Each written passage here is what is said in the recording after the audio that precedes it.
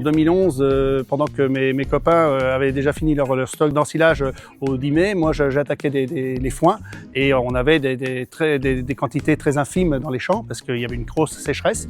Donc on avait privilégié aussi pour les animaux et donc on récoltait 1,5 tonne, 2 tonnes de matière sèche de foin et donc c'était absolument insuffisant.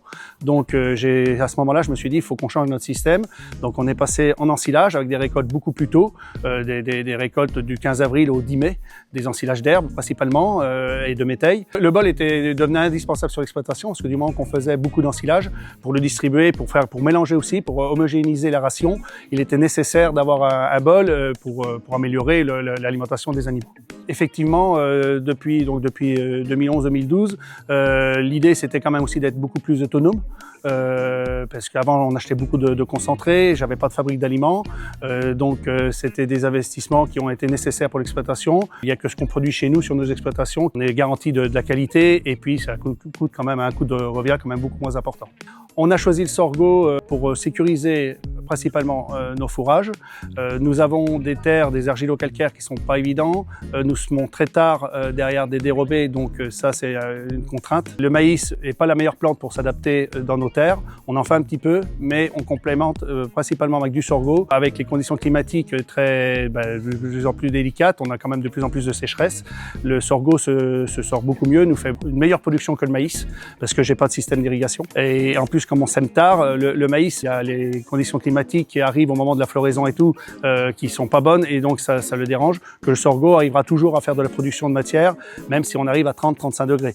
À 40 degrés, ça sera un peu plus compliqué, mais il restera toujours vert et toujours appétant pour les vaches aussi. Le sorgho donc est une plante équilibrée dans les rations. Elle n'est pas excessive ni déficitaire dans certaines matières. À l'inverse un peu du maïs où il y a beaucoup d'amidon et des fois c'est pas tout le temps simple de le gérer. Pour moi, alors parce que je fais un peu d'engraissement, mais c'est surtout pour de l'entretien. Tout ce qui est entretien des vaches à veau, des génisses, des laitonnes, ça me permet de me faire une bonne base. Donc l'ensilage de sorgho, ça me permet de surtout sécuriser mes stocks vu les conditions climatiques qu'on a actuellement.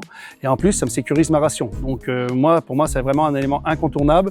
Et c'est pour ça que j'augmente ma superficie tous les ans au détriment de la superficie du maïs. Sur le territoire, on a quand même une dynamique qui est assez importante au niveau des groupes de développement dans le Bois-Chaud Sud. Et d'ailleurs, en lien avec ça, on organise chaque année une formation sur les coûts de production.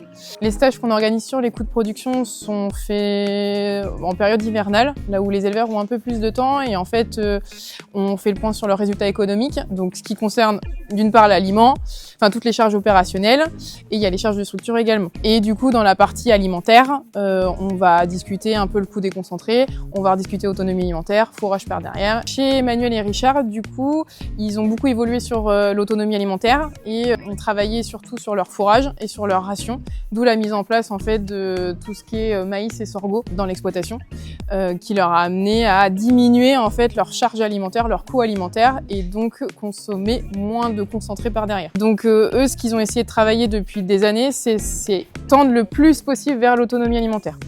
Et c'est par le biais des résultats économiques, ils ont vu qu'effectivement, il y a quelques années, ils avaient une charge alimentaire qui était assez importante.